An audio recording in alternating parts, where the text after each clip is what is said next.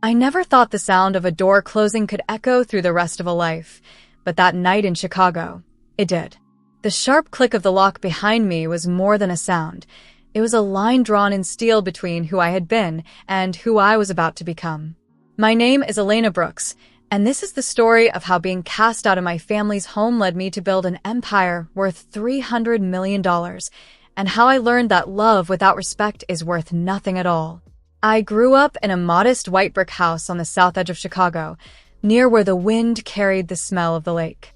My father, Mark Brooks, worked at a local bank. My mother, Grace, was a schoolteacher who believed that daughters should be humble and obedient. My sister Lily was 2 years younger than I, and for as long as I can remember, she was the chosen one. Lily had that kind of charm that made people forgive her for everything. She could break something and make my parents laugh about it, while I could fix something and still get scolded for trying to show off. I learned early to keep quiet and work hard. My parents said that girls like me, serious, steady girls, should marry well. They never asked what I wanted. So, when I met James Parker, a thoughtful engineer from New York, and he asked me to marry him, I thought maybe, finally, life was shifting toward me. We planned a small ceremony by the lake. I had saved carefully over the years, and the money I'd set aside for the wedding felt like proof that I could stand on my own 2 feet. But when my parents found out how much I'd saved, everything changed. They sat me down one Saturday evening. My mother had that polite smile she used right before she said something cruel. "Your sister's having a hard time, Elena," she began. "You know her boyfriend lost his job. You could help them." "I do help," I said carefully. "I already helped them with rent last month." My father cleared his throat. "Your sister needs your wedding fund," he said flatly, as if it were already decided. "You'll have time to save again. Lily's in crisis." I stared at them. That money is for my wedding, for my future. I've worked for years. Family comes first. My mother cut in. "Be grateful you can help." Something in me broke quietly then, not in anger, but in disbelief. "No," I said. It was a small word, but it changed everything. "I won't give it away." They both looked at me as though I'd said something obscene. My father's voice rose. "You selfish girl. After all we've done for you." "Done for me?" I laughed, a thin, shaking laugh. "You mean the years of being invisible while Lily got everything she wanted?" My mother's face hardened. "If you leave this house with that attitude, don't come back. Go and get married alone." And that was it. The words hung in the air like smoke. I went to my room, packed one suitcase, some clothes, my laptop, a few papers, and walked out the front door. They didn't stop me. I can still feel the chill of that April night, the way the wind bit through my jacket. When the door slammed shut behind me, I realized I wasn't afraid. I was free. What they didn't know was that I wasn't just walking away with a suitcase. I was walking away as the secret owner of a vast business network. For 3 years, I had been building a company in the shadows, registered under a shell name, North Star Systems, with its headquarters quietly located in Boston. It began with a single software idea, a logistics platform that matched truck fleets to warehouses more efficiently. The first time I sold the program to a distribution company in Houston, I made $60,000 in profit. I reinvested every dollar. Within 2 years, I owned fleets in Denver, storage facilities in Ohio, and a clean tech division that designed energy-saving systems for small factories. No one, not even James, knew the full extent. My employees thought they were working for a group of investors in New York. I was one of them, just E. Brooks on the documents. My personal bank account had grown quietly into 8 figures.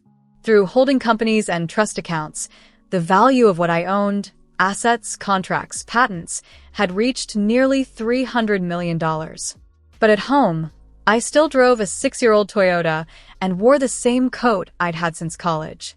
I didn't want to show off. I wanted peace. That night, I checked into a downtown hotel under another name. I sat by the window and watched the city lights blur through the rain. For a long time, I thought about calling my parents, begging them to take back their words. Then I realized if I had to beg for love, it wasn't love at all. In the morning, I opened my laptop and did what I always did when I felt uncertain. I worked. I emailed my lawyer in Boston, confirming the acquisition of a smaller tech firm in Seattle for $4.2 million. I approved payroll transfers, $10,000 bonuses for my best engineers. Then I called my real estate agent, a woman named Claire, and told her I wanted a house in Brooklyn, New York. Something open, modern, and private. Money wasn't an issue. By the end of the week, I had wired $12.5 million for a property overlooking the East River. When James called, worried, I told him everything. He was silent for a long moment, then said, "So you're basically a secret millionaire?" "Closer to 300 million, I said. He laughed softly, not out of shock but admiration. "Elena, you could have told me. I needed to know who loved me for me," I said. He drove overnight from New York to meet me. We had breakfast together in the hotel lobby, talking about plans and futures. He didn't ask for money. He only asked if I was okay. That's when I knew I'd marry him, not because he was perfect, but because he saw me. A week later, as movers carried boxes into my new Brooklyn home, I stood by the tall glass windows and looked out at the city skyline. It glittered with promise. Somewhere beyond those towers were people who believed they'd push me down for good. They had no idea I'd been climbing in silence all along. I spent the evening unpacking my few belongings. I placed the small childhood photo, me, Lily, and my parents by Lake Michigan, on a shelf. For a second, I felt that old ache, that wish to belong. Then I turned away. I had built something greater than their approval. I had built my own world. That night, before bed, I opened my journal and wrote, "The door closed. Let it stay closed. Tomorrow begins everything new." I didn't know then how far that promise would take me, but I knew I would never again let anyone decide my worth or the price of my peace, in dollars or otherwise. The morning after I left my parents' house, the air felt sharper, cleaner, like the city had changed while I slept. Maybe it was me. I woke up in the hotel room to the hum of early traffic on Michigan Avenue, sunlight spilling through curtains that smelled faintly of detergent. For the first time in years, there was no one waiting to tell me what I couldn't do. The silence was mine. I checked out of the hotel with one suitcase in hand and a plan in my head. I was done being the quiet daughter who never took up space. I wanted a place that reflected who I had become, the woman who had built an empire in secret. I called Claire, the real estate agent I trusted for my business dealings in New York, and told her to find me something extraordinary. "Do you want to finance it or pay cash?" she asked. "Cash," I said, without hesitation. Her pause on the other end of the line told me she wasn't used to hearing that from a woman under 30. By evening, I was flying to New York City, and by the next afternoon, I was standing in front of a house that would become my beginning, a tall, glass-walled structure in Brooklyn Heights, overlooking the river. The price was $12,500,000, and I didn't blink. The home wasn't loud or showy. It was strong, open, and modern. The kind of place that didn't need a shout to be noticed. I signed the deed, transferred the funds, and walked through the front door as its new owner. It felt like walking into freedom. The floors were polished oak, the walls white and full of sunlight. The kitchen faced east, so every morning it would flood with gold. I loved that. After years of living under my parents' dim ceiling lights and darker expectations, I wanted a home that was nothing but brightness. I placed my single box on the marble counter and looked around. This house didn't hold memories yet, only possibilities. Inside that box were three things: my laptop, the binder of contracts that had built North Star Systems, and a framed photograph of me as a child by Lake Michigan, grinning in the wind. I set the photo by the window. For a long moment, I stared at it. The girl in that picture didn't know she'd one day be running a $300 million network of companies or standing alone in a mansion she bought with her own name. She just wanted to be seen. I smiled at her. "We made it," I whispered. The first night was quiet except for the echo of my own footsteps. I unpacked slowly, room by room, savoring the control. I brewed coffee, sat cross-legged on the kitchen floor, and wrote a list of what I wanted my new life to look like. At the top of the page, I wrote, "No more permission." It was simple but powerful. The next morning, I transformed the spare bedroom into my command center. 2 large desks, 3 monitors, and my favorite steel gray chair. It felt almost symbolic, bringing my empire into the open. I logged into my company dashboard and saw the day's figures glowing on the screen. Profits climbing, contracts secured, investors requesting meetings I'd ignore. I smiled. Everything was thriving. I decided it was time to start giving back. On the first day, I transferred $5 million into a fund for women entrepreneurs who needed seed money but had been turned away by traditional investors. I called it the North Star Grant, after the company that had carried me out of the shadows. On the second day, I donated $250,000 to a women's shelter in Philadelphia, one that helped survivors of domestic and financial abuse. I wrote in the note, "For every woman who deserves to start again." On the third day, I sent $10,000 bonuses to every member of my executive team. They didn't know I was the one behind the anonymous owner's fund. I liked it that way. Real gratitude didn't need a name. Around that time, James came to visit. He brought a basket of fresh bread, a bottle of wine, and a handful of wildflowers wrapped in brown paper. When he stepped through the door, he stopped, taking it all in. "This place is incredible," he said softly.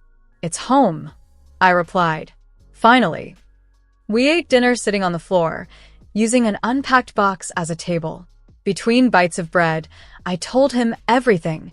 The full truth about my company, my wealth, the empire I had hidden from everyone, even him. For a moment, I feared he'd pull away, that the weight of it would build walls between us. But he didn't. He just looked at me with a quiet smile. "I love your mind," he said.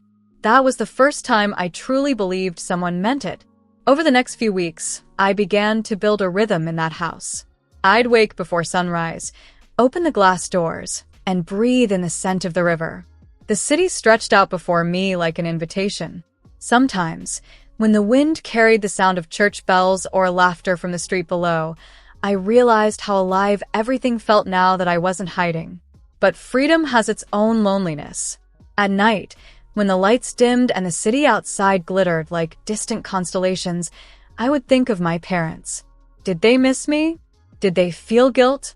Or were they too proud to look back? I'd imagine my mother pacing the kitchen, whispering to my father about how stubborn I was, how I'd learn eventually. They didn't know I had already learned everything I needed the hard way. One afternoon, I received a letter from Lily. I hadn't spoken to her since that night in Chicago. Her handwriting was still round and cheerful. The note said, "Mom and Dad are worried. They think you're angry. Maybe you could come home and talk." I read it twice and tore it in half. Not out of hatred, but out of peace. I didn't need to go backward. I wasn't angry anymore. I was done. I placed the pieces in the fireplace and watched them curl into ash. As weeks turned into months, my house filled with signs of life. Books on the coffee table, art from small galleries in Soho, a piano I never played but loved to see by the window. I invited a few close friends for dinner, people from my business network who didn't know me as the quiet daughter, only as the woman who made things happen. They toasted to success, but I toasted to silence, the kind that comes when you finally left behind the noise of other people's expectations. By the end of that first season, my name was beginning to surface in small financial circles. Articles hinted at an unnamed woman running a major logistics network across America and Europe. My lawyers said it was only a matter of time before my anonymity vanished completely. But for now, I enjoyed the calm before the storm. Every morning, I'd stand at my window, watching sunlight pour into the house I chose, thinking of the road ahead. This chapter of my life wasn't about revenge or even pride. It was about presence. I had been invisible for so long that I forgot how to live out loud. Now, every decision I made, every dollar I spent, every step I took in that house was a declaration. I exist. I built this. I belong here.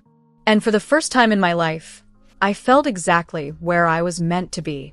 The morning of my wedding began with the sound of rain tapping softly against the glass walls of my Brooklyn home. I sat on the edge of my bed, wrapped in a white silk robe, watching the city fade behind a veil of mist. It felt poetic, almost symbolic, the calm before a storm I didn't yet know was coming. I wasn't nervous, not about marrying James, not about the vows or the ceremony. What I felt was a quiet certainty, a sense that after everything I had lost, I was finally choosing something that was truly mine. We had planned a small wedding in Central Park, just by the lake where the willows leaned low and the air smelled faintly of spring. I paid for everything myself, no sponsors, no favors, no loans. The total came to about $180,000, and I signed every check with satisfaction. The dress, the quartet, the open-air permits, the catering from a boutique kitchen in Soho, the delicate cake with pressed white roses, all of it was my decision. Every detail whispered freedom. My guest list was short. I had invited people who had earned their place in my story.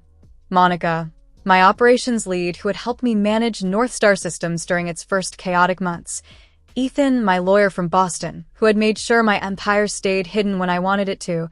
Rebecca, my mentor from the early days, who had taught me that power and kindness could exist together, and a handful of friends from Los Angeles and Miami, people who had never cared about my last name or the balance in my account.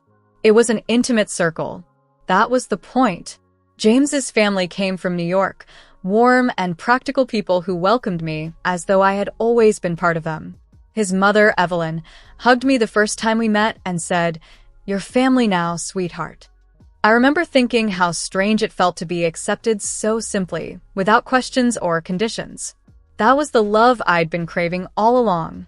Then, 1 week before the ceremony, the secret I had kept for years broke wide open. It began with a headline in a major trade paper. Quiet CEO in America builds $300 million network.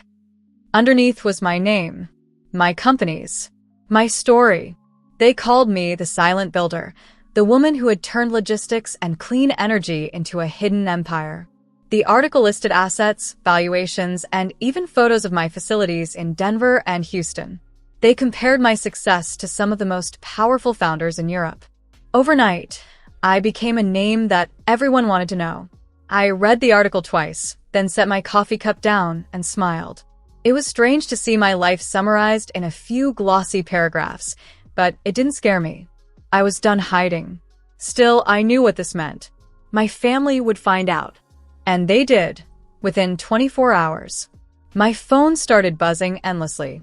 Calls from unknown numbers, old acquaintances, even former teachers. But the ones that mattered didn't come. My parents didn't call. Lily didn't text. Not one word.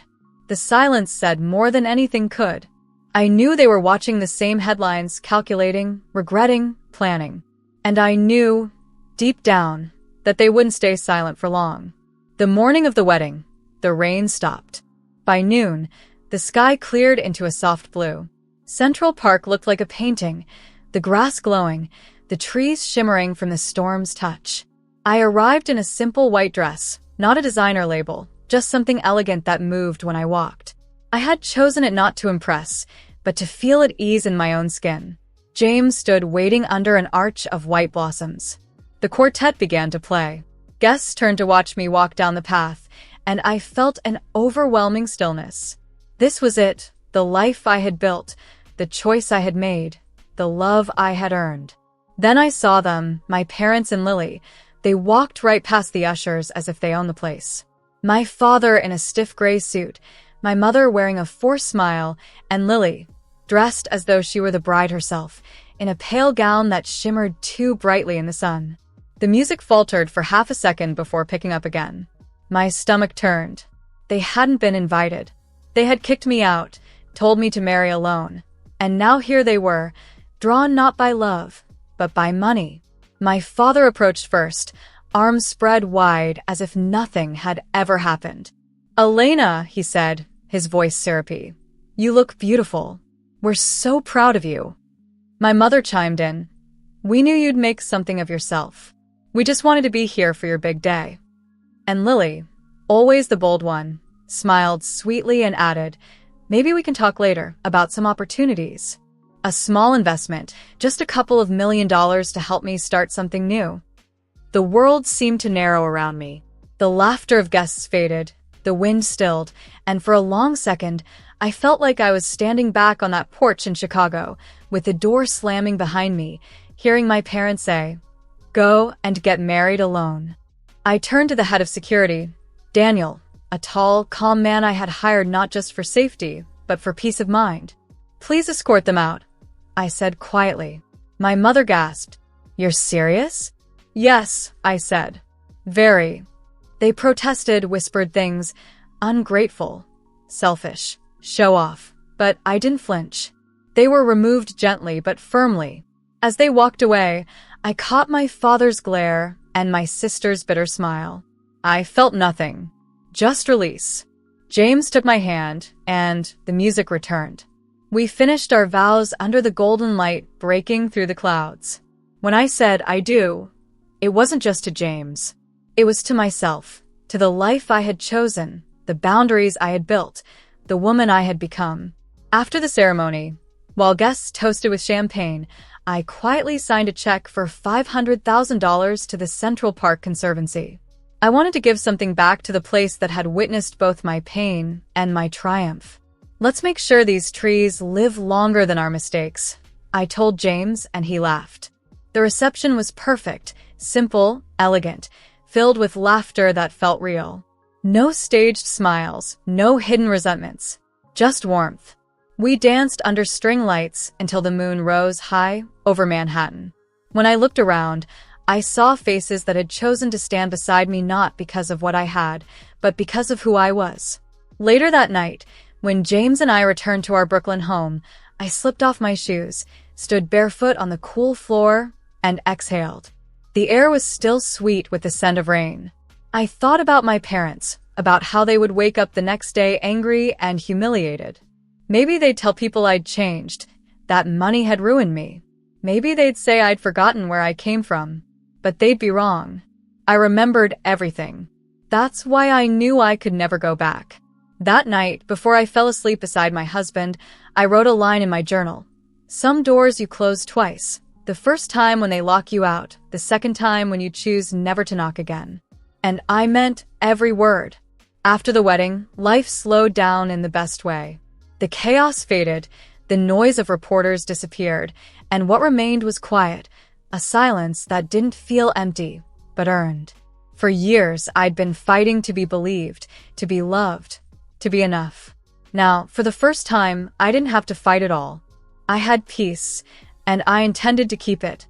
I kept my Brooklyn home, that tall glass sanctuary that had become both my office and my refuge. I woke every morning to sunlight streaming across the hardwood floors, to the sound of the city below that no longer scared me. My life was no longer about escaping the past. It was about building the future, on my own terms. People kept asking if I had forgiven my family. The word forgive sounded heavy, like something I was still expected to give them.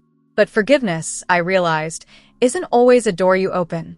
Sometimes it's a door you simply walk past and never return to. I didn't call them. I didn't send a letter. I didn't even check if they had tried to reach me. I told my lawyer to reject any financial requests from them and blocked their numbers. I didn't send them $1, not even £1.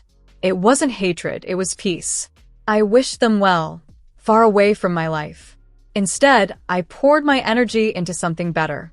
North Star Systems was thriving. Our clean energy logistics software had expanded into Europe, and new contracts were flooding in from France and Germany. We opened a new hub in Seattle, and during a launch event, I announced a company-wide salary increase, $8,000 for every full-time employee. The applause that followed filled me with a kind of pride that money alone could never give.